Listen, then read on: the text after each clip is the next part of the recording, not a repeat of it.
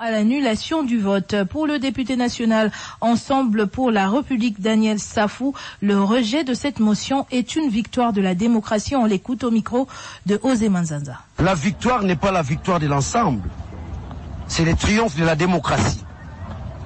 Le triomphe de la démocratie de la mesure où nous venons de rater la fragmentation de l'État.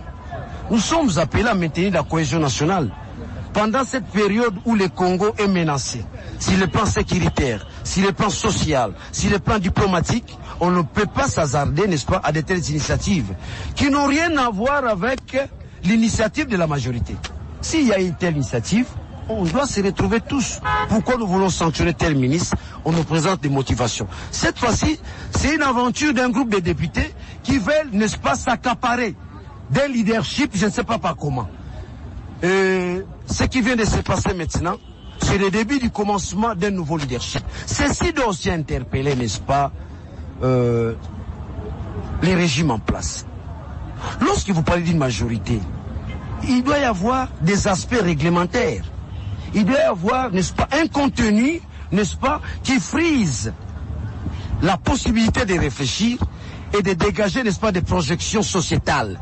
Mais l'union sacrée, qu'on se le dise, il n'y a pas la nature juridique. L'union sacrée, qu'on se le dise, il n'y a pas un siège social administratif.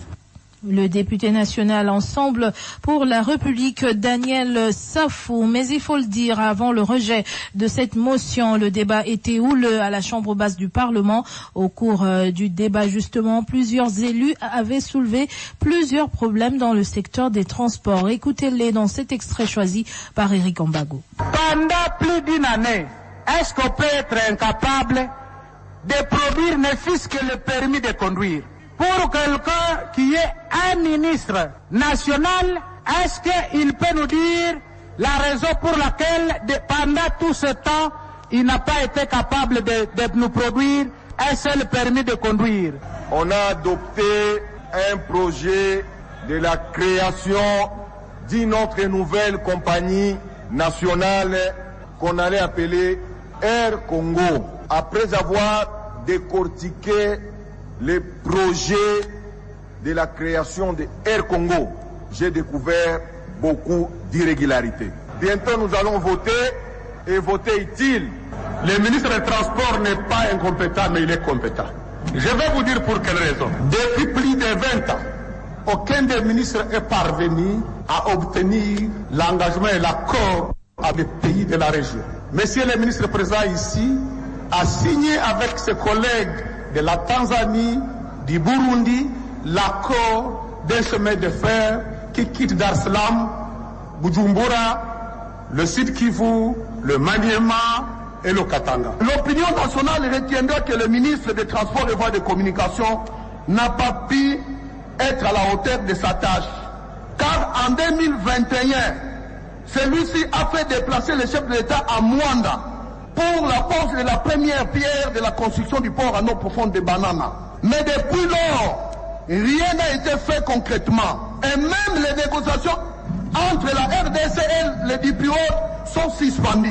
Les députés nationaux, lors du débat ou l'examen, je disais, de la motion de défiance initiée contre le ministre de Transport, motion qui a été rejetée. Entre-temps, ils exigent le départ du ministre des Transports, Voies de Communication et Désenclavement, malgré le rejet de la motion de défiance initiée par les élus nationaux. Eux, ce sont les groupes, les agents et cadres de ce ministère. Ils dénoncent notamment la non-exécution par le ministre Chérubin Okende des recommandations du gouvernement congolais et le refus par ce dernier d'obtempérer à la décision du président de la République, celle de remettre de manière définitive la production des imprimés des valeurs de l'État dont les permis de conduire. Ils l'ont dit dans une déclaration dont l'extrait est ici lu par Joël Bongambo, porte-parole de circonstance de ces agents. Il est au micro de Jean Simakwala.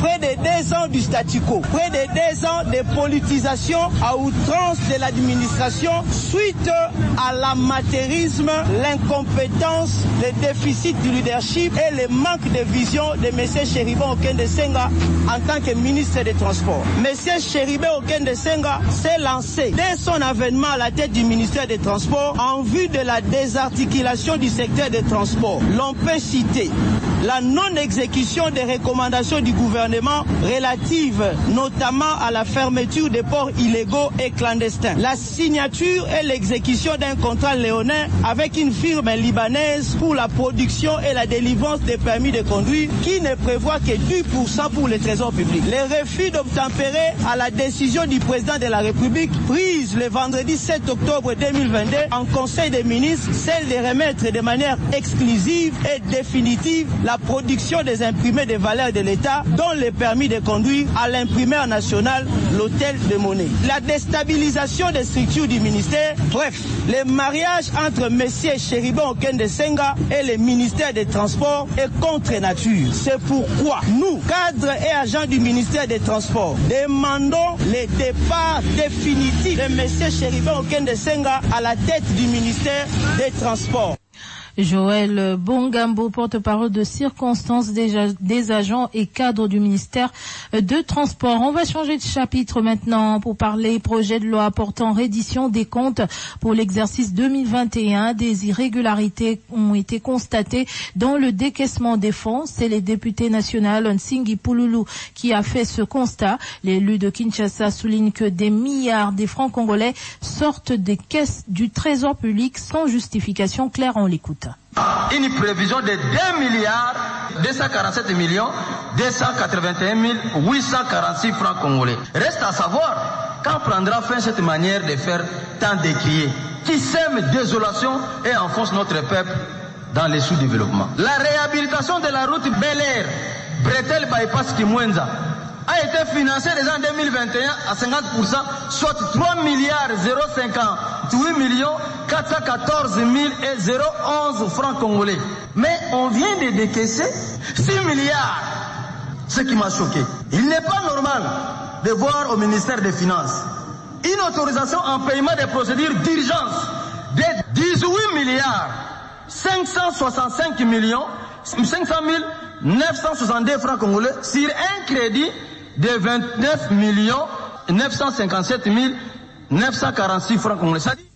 Le député national Nsingi Pouloulou, élu de Kinshasa. Dans le reste de l'actualité, les déplacés de Kwamut restent dans les provinces du Kwilu, Kwango et autres coins de Maindombe pourront enfin recevoir l'assistance du gouvernement. Une délégation de 5 membres de l'exécutif central est arrivée ce mercredi dans le chef-lieu du Kwilu où vivent dans des conditions précaires plus de 6 000 déplacés. C'est ce jeudi qu'une visite du site d'accueil sera effectuée pour la remise des vivres et non-vivres aux déplacés. Après le chef-lieu du Kwilu, la délégation va se rendre dans d'autres sites d'accueil dans l'espace Grand Bandundu. C'est ce que dit le ministre de l'intégration régionale, chef de la délégation Didier Mazenga, au micro de Jonathan Missa.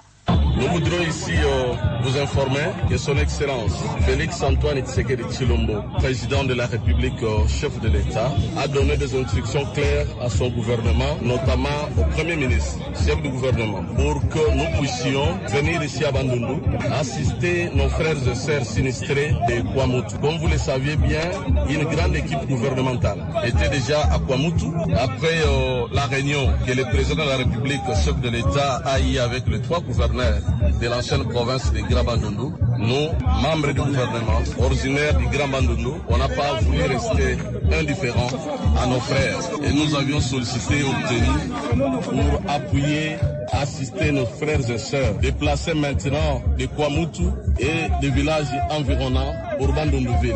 C'est pourquoi nous sommes arrivés, nous allons visiter là où se trouvent nos frères et sœurs, les assister, parler avec le gouverneur et son équipe. Enfin, nous allons aller dans tous les Kwilu et Kwangu, notamment aussi Maindombe. Là où il y a les déplacés, nous allons les assister et faire les rapports au gouvernement.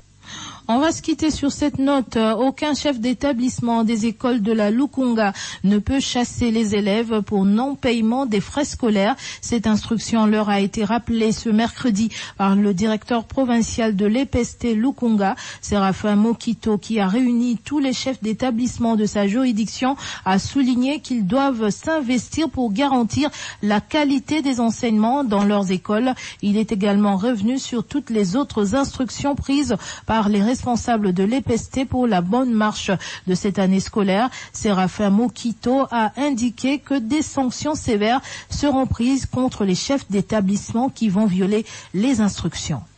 Top Congo FM 88.4, première radio d'information en République démocratique du Congo. Voilà, vous l'avez certainement compris, ce journal est terminé.